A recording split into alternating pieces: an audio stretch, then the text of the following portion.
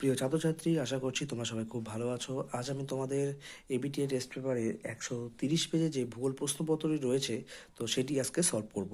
তো চলো দেরি করে আমরা শুরু করব। তার আগে তোমাদের সবার কাছে একটা ছোট্ট রিকোয়েস্ট, তোমরা যারা এখনও চ্যানেলটি সাবস্ক্রাইব করোনি অবশ্যই সাবস্ক্রাইব করে পাশে থেকো। তো চলো শুরু করি। আমাদের আজকের প্রথম প্রশ্ন, বহির্জাত প্রক্রিয়ায় শক্তির মূল উৎস, তো এটা আমরা সবাই জানি সূর্য। পরের প্রশ্ন, নদীর গতিবেগ দ্বিগুণ বেড়ে গেলে তার বহন ক্ষমতা এটি হবে 64 গুণ বেড়ে যায়। এল নিনোর আবির্ভাব, তো এটি হচ্ছে প্রশান্ত মহাসাগরে।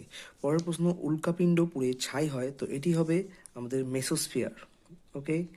পরের প্রশ্ন, পৃথিবী, সূর্য ও চাঁদের এক সরলরেখায় অবস্থানকে বলা হয় কি বলে? এটি বলে সিজিগি বলা হয়।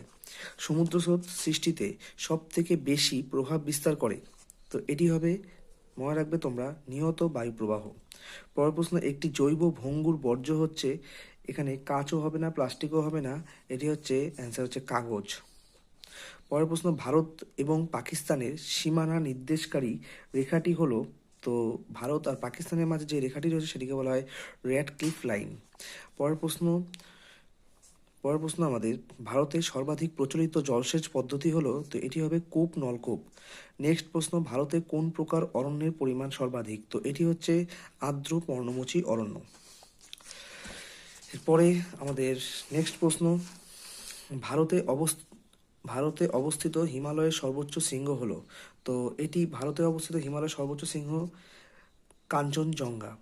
দেখো এখানে এই প্রশ্নটা নিয়ে বা এই কোশ্চেনটা নিয়ে একটু কনফিউশন রয়েছে। সেটি হচ্ছে কেমন বলছি, যে অ্যাকচুয়ালি কেটু হচ্ছে আমাদের ভারতের মধ্যে অবস্থিত, কেটুকেও বলতে পারি আমাদের ভারতের মধ্যে অবস্থিত সর্বোচ্চ শৃঙ্গ, কিন্তু ব্যাপারটা হচ্ছে যে কেটু যেখানে রয়েছে তো সেই ভারতের সেই পার্টটা এখন বর্তমানে পাকিস্তানেই, ঠিক আছে, বা পাকিস্তান, যে আমরা পিওকে বলি, পাকিস্তান অকুপাইড কাশ্মীর, তো সেখানে আমাদের কেটু রয়েছে, সেই কারণে আমরা কাঞ্চনজঙ্ঘাকে ধরে চলি। অনেক বইয়ে কিন্তু কাঞ্চনজঙ্ঘায় থাকে আমাদের ভারতের হিমালয়ের সর্বোচ্চ সিংহ। তো নেক্সট, পরের প্রশ্ন, সোনালী তন্তু বলা হয় কোন ফসলকে? তো এটি হচ্ছে আমরা সবাই জানি সোনালী তন্তু বলা হয় পাটকে। ভারতের বৃহত্তম পেট্রোরসায়ন শিল্পকেন্দ্র কোনটি? এটি হচ্ছে জামনগর। পরের প্রশ্ন, মিলিয়ন শিটে অক্ষরেখা ও দ্রাঘিমা রেখার বিস্তৃতি হচ্ছে 4 ডিগ্রি × 4 ডিগ্রি। ওকে। এরপরে আমাদের শুদ্ধ অশুদ্ধ নির্বাচন। তো প্রথম প্রশ্ন কি বলেছে, বিভিন্ন প্রকার বহির্জাত শক্তির দ্বারা ভূমিভাগের সমতলীকরণ ঘটে, তাকে পর্যায়ন বলে। এটি কিন্তু ঠিক, একদম ঠিক। নীল নদের মোহনায় পাখির পা আকৃতির বদ্বীপ দেখা যায়, এটি কিন্তু ভুল। এটি হচ্ছে মিসিসিপি মিসৌরি নদীর মোহনায়। পরের প্রশ্ন, হিমালয়ের নীলকণ্ঠ শৃঙ্গটি একটি পিরামিড চূড়া, এটি একদম ঠিক। পরের প্রশ্ন, লা নিনা হলো এল নিনোর বিপরীত অবস্থা, এটিও ঠিক। গৌণ জোয়ার সৃষ্টির শক্তি হলো বিকর্ষণ বল, এটি কিন্তু ভুল। পরের প্রশ্ন, শিবালিক ও হিমাচল হিমালয়ের মাঝে সংকীর্ণ উপত্যকাকে তাল বলে না, এটি হচ্ছে দুন বলে। পরের প্রশ্ন, উত্তর পশ্চিম ভারতে শীতকালে বৃষ্টির কারণ হচ্ছে পশ্চিমা ঝঞ্ঝা, এটি একদম ঠিক। পরের প্রশ্ন, ড্যাশ স্তরকে বলা হয় প্রাকৃতিক সৌরপর্দা, তো এটি হচ্ছে ওজোন স্তরকে, ওজোন ওজোন স্তরকে বলা হয় প্রাকৃতিক সৌরপর্দা। ওকে। ওকে, নেক্সট প্রশ্ন, মরু অঞ্চলে শুষ্ক অগভীর নদীখাতকে বলা হয় ওয়াদি বলে। শুষ্ক নদীখাতকে কি বলে? ওয়াদি। পরের প্রশ্ন, পৃথিবীর বৃহত্তম সামুদ্রিক মগ্নচড়া, তো এটি আমরা জানি গ্র্যান্ড ব্যাংক, গ্র্যান্ড ব্যাংক। ওকে, গ্র্যান্ড ব্যাংক মগ্নচড়া। তারপর জীবাণুর দ্বারা বর্জ্য পদার্থর বিয়োজনকে বলা হয় কম্পোস্টিং, কি বলা হয়? কম্পোস্টিং। ওকে। ওকে, কম্পোস্টিং। নেক্সট কোশ্চেন, ভারতের কফি গবেষণা কেন্দ্রটি কোথায় রয়েছে? এটি হবে চিকমাগালুর, চিকমাগালু। ওকে। পরের প্রশ্ন, বৃষ্টির জল সংরক্ষণে অগ্রণী রাজ্য হলো, এটি হচ্ছে তামিলনাড়ু। ওকে, তামিলনাড়ু। পরের প্রশ্ন, ভারতের সর্বাধিক অরণ্যাবৃত রাজ্য হচ্ছে মধ্যপ্রদেশ, মধ্যপ্রদেশ। ওকে। পরের প্রশ্ন, নেক্সট, এবার বলছে 2-1 শব্দে উত্তর দাও। তো প্রথম প্রশ্ন, কোন তিথিতে জোয়ারের প্রাবল্য সব থেকে বেশি থাকে? তো এটি হবে অমাবস্যা তিথিতে। পৃথিবীর অ্যালবেডোর পরিমাণ কত? এটা হচ্ছে মনে রাখবে 34% বা 34%। কোনো কোনো বইয়ে কিন্তু 35% থাকে। একটি ল্যান্ডফিল গ্যাসের নাম, তো এটি হচ্ছে মিথেন। পরের প্রশ্ন, ভারতের বৃহত্তম বেসরকারি লৌহ ইস্পাত কেন্দ্র কোনটি? তো এটি হবে টিস্কো, যেটি জামশেদপুরে অবস্থিত। কোন শিল্পকে শিল্পের শিল্প বলা হয়? তো এটি লৌহ ইস্পাত শিল্পকে। ভারতের আদমশুমারি অনুযায়ী শহরের ন্যূনতম জনসংখ্যা কত হতে হয়? তো এটি হচ্ছে 5,000 জন। ওকে। ভারতের উন্নয়নের জীবনরেখা বলা হয় কোন পরিবহন পথকে? এটি হচ্ছে মেনলি হবে রেলপথ, রেলপথকে বলা হয়। ভারতের মহাকাশ গবেষণা সংস্থার নাম কি? ইসরো। ওকে। এবার আমরা বাম দিক আর ডান দিক মেলাবো।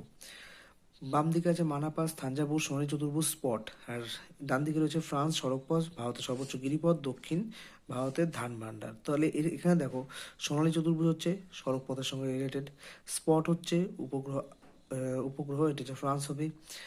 তারপর হচ্ছে থাঞ্জাভুর হবে দক্ষিণ ভারতের ধান ভান্ডার, আর মানাপাস হবে ভারতের সর্বোচ্চ গিরিপথ। ওকে।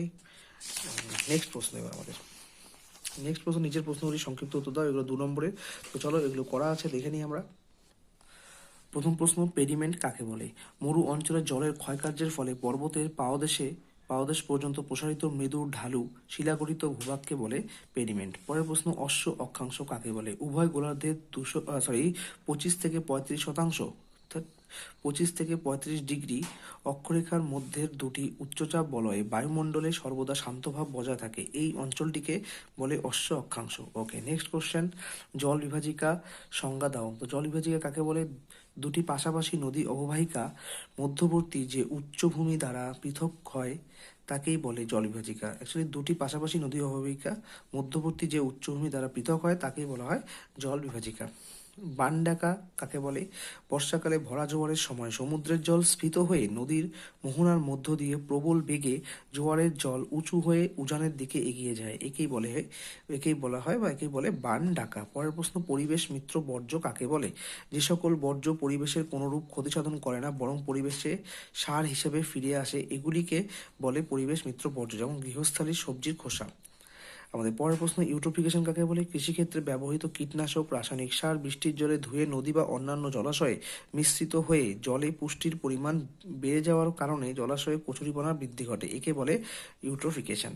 মৌসুমী বিস্ফোরণ কাকে বলে? জুন মাসের প্রথম সপ্তাহে দক্ষিণ পশ্চিম মৌসুমী বায়ু প্রচুর পরিমাণে জলীয় বাষ্প বহন করে এনে পশ্চিমঘাট পার্বত্য অঞ্চলে প্রবল বজ্রবিদ্যুৎ সহ বৃষ্টিপাত ঘটায়, একে বলে মৌসুমী বিস্ফোরণ। ধারণযোগ্য উন্নয়ন কাকে বলে? যে উন্নয়ন বর্তমান ও ভবিষ্যৎ প্রজন্মের উন্নতি সুনিশ্চিত করে তাকে বলে ধারণযোগ্য উন্নয়ন। অনুসারী শিল্প কাকে বলে? যে বৃহত্তর বা প্রধান শিল্পের ওপর ভিত্তি করে অন্যান্য ক্ষুদ্র ক্ষুদ্র শিল্প গড়ে ওঠে তাদের বলে অনুসারী শিল্প। ভারতের কৃষিতে সবুজ বিপ্লবের অর্থ কী? কৃষিতে সবুজ বিপ্লবের অর্থ হলো কৃষিতে নতুন আধুনিক প্রযুক্তির ব্যবহার করে ফসল উৎপাদন কয়েক গুণে বৃদ্ধি করা। পিক্সেল কি? পিক্সেল বলতে কোনো গ্রাফিক ছবি বা উপগ্রহ চিত্রের ক্ষুদ্রতম অংশ বা বিন্দুকে বোঝানো হয়। উপগ্রহ চিত্রে ছদ্ম রং বলতে কি বোঝো? যখনই কোনো বস্তু তার প্রকৃত রঙের পরিবর্তে অন্য যে কোনো রঙে প্রদর্শিত হয় তখন তাকে বলা হয় ছদ্ম রং। ওকে, তো এই ছিল আজকের আমাদের এবিটিএ টেস্ট পেপারের 130 পেজের ভূগোল প্রশ্নপত্রের সমাধান। তো এগুলো তোমরা সবাই খুব সুন্দরভাবে টুকে নিয়ে এগুলো পড়তে থাকো, কেমন? তো এগুলো টেস্ট পেপার খুব ভালো মতো সলভ করো, তোমাদের কিন্তু এখান থেকে 80 থেকে 90% কোশ্চেন তোমরা কমন পেয়ে যাবে, এবং আমার ভিডিওতে কিন্তু তোমরা সব রকম সাবজেক্টের যে সাজেশন সেটিও কিন্তু তোমরা পেয়ে যাবে। ঠিক আছে, তো চলো সবাইকে টাটা, সবাই ভালো মতো পড়াশোনা করো, আর অবশ্যই চ্যানেলটিকে সাবস্ক্রাইব করে পাশে থেকো। চলো টাটা সবাইকে।